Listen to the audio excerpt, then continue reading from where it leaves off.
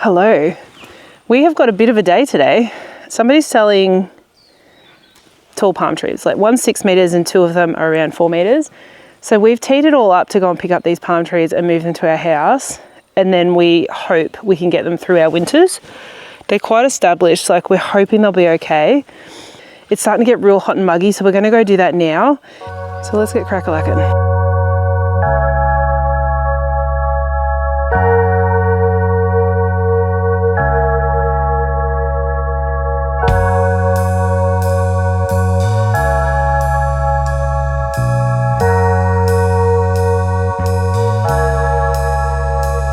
Cleaned up. What I'm gonna do now though is, it sounds silly, but I'm gonna put the drone up. I'm gonna put it at 6 meters height and fly it where I think I want the top of this tree, and then go to the other side of the house and look at how the positioning of the tree looks, because I want to get this tallest palm in a really nice spot to get a good view from the house. So let's go do that. I have to launch this drone over here and fly it over to the shed, because I have nowhere to launch it over there. Get this drone into position and then we'll walk back to the house and have a look at how it looks. Let's see. All right. And now we're gonna fly it at 6 meters, but we've got meters here. Let's just go up a bit.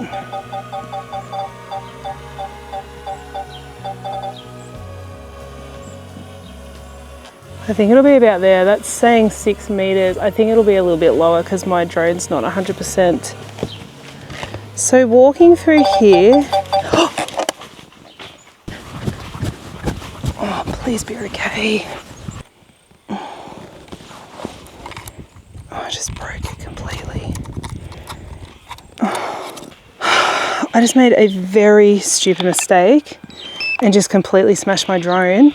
Because while I was walking along to have a look at how it looked, I put the controller under my arm and it hit the button and it flew into a tree. It's completely busted. Oh, which sucks because I need a drone and I'm gonna have to go out and buy a new one. Oh, it sucks. I feel like I could cry, but I'm not gonna cry. That was just such a stupid thing to do. Like, that was so stupid. If you've got a drone, just learn from my mistake there. When it's in flight, your controller stays in your hand. You don't touch anything. I am so disappointed in myself. The good news is I got far enough back to see that that tree is going to be in the right spot so I can dig the hole, but I now don't have a drone.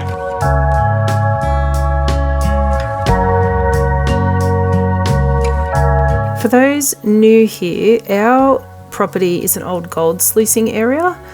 And the whole area was turned upside down, so we're very close to the creek. There is sort of creek bed under a very small layer of topsoil throughout our entire property. It's very difficult to dig holes, and on top of that we've got this grass called kikuyu, which I did plant years ago. It's very, very hardy. It survives through the summer, but it is very difficult to get rid of and to have. It just will continually come into garter beds. Thankfully, while I was doing this, Mo and I came home and he started digging the holes. I was just nowhere near close to it. And we also decided midway through that we were going to move a little lime tree. It's doing okay. It got injured and it has recovered. We're moving that out into the field. So you'll see us doing that. And we're just sort of preparing the area and getting these holes ready, getting the space cleared up, ready for these trees to go in.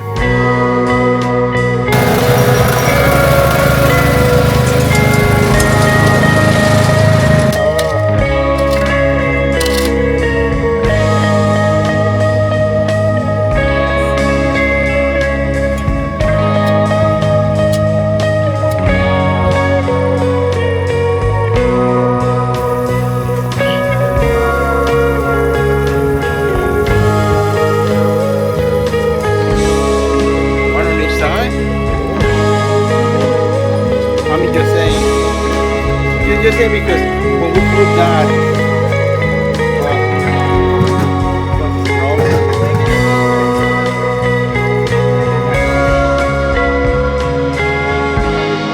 We had arranged to meet with a friend who had picked up a trailer for us. We'd hired a really long trailer, a 6-metre trailer.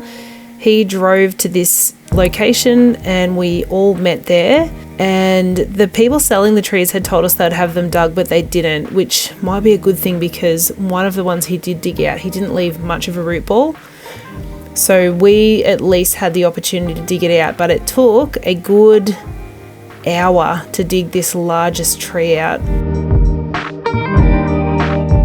And you really want to try to get as much root ball as you can. They don't have the biggest root systems, and it is okay to cut through those roots, but you do want to leave enough on there so that it can sort of survive and grow back. We're now trying to lift the tree. This was the biggest one, the 6-metre one. It's very heavy, especially with that root ball. We're just trying to lever it up onto the trailer. The other thing to note while we're looking at this view is how I've wrapped those palm leaves. I've got towels around them. There's a blade right in the middle of all the palms where the new fresh leaves come out of, and you really don't want to snap that. It's game over if you snap that. And you also don't want it splitting open and it to reveal the new leaf too early. That can really stress the tree. So you've got to be very careful of the top part of that tree. If it snaps off or breaks, there's really no point moving them anymore, which is why we were a little bit worried when it slid off the trailer like that. But it was fine, everything was okay. But these are just so difficult to maneuver without, proper equipment. The smaller ones were really no problem. We could just lift those off together.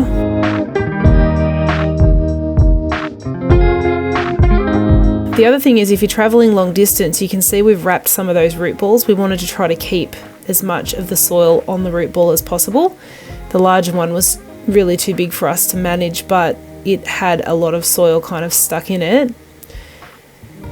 And then when you get home, it's just a matter of shimming it into the holes, and you need holes that are deep enough for this root ball, but you also want to position them in the hole a little bit taller than where they're going to end up, because they are going to sink down a little bit over the next week or so, especially because you're going to need to soak the soil really, really well once they're in. Thankfully, we had our friend Dave here helping us.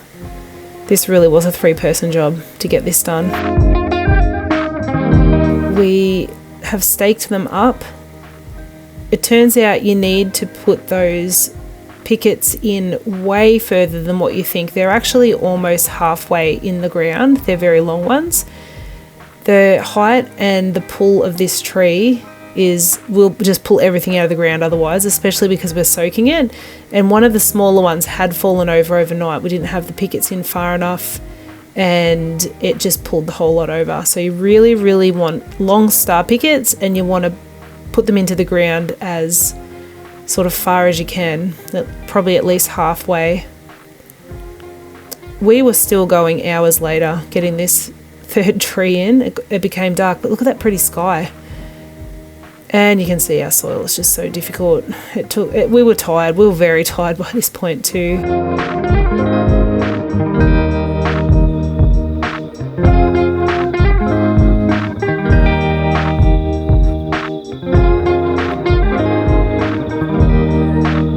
I feel like putting a bench seat over here just so this afternoon, I think I'll do it. So this afternoon when Moroni gets home from work, we can just both sit here and stare at these trees. They've made us so happy. They look so good. What an amazing thing to get like a established tree and just put it in the ground. It was so much hard work. I spent most of the day on those things. Then Moroni came home, dug holes, and then it was 2 hours to get them out of the ground, plus the travel, so that's an extra hour. And then we came home and we were still working on it about maybe 9:30 last night. It was so much work, but it was so worth it. But what I'm going to do now is I need to clean up the whole area and then I'll give you a proper look.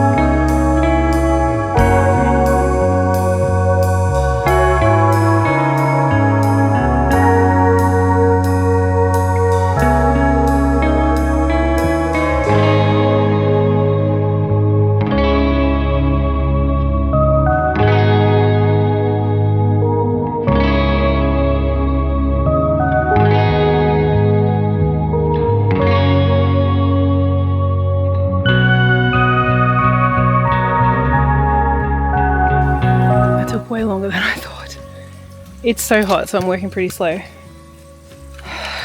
Let's have a look at these trees. They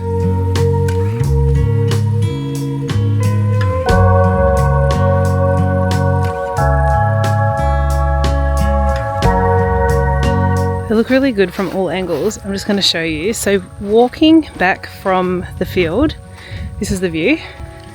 You can see them here, here, and one just behind. This was already one of my most favourite views of the property because I really love this view here. But now I've got palms to look at. And they look so cool. So that's from that view. Now I'll take you, so when I come around the driveway to park the car, this is my new view. You can see here and here, the other one's tucked in behind there. That is very cool. You can see them a tiny bit from the house. You know, the whole drone accident scenario. I'll show you though. So there's this little gap just here and it's just popping there. You can just see the palms swaying.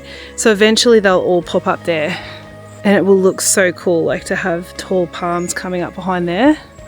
And then the last view that I've so far really enjoyed is when I take the laundry down to the clothesline and I've got palm trees behind me now. So walking down past the house and I'll come around here, or if we're taking bins out, there's my palms.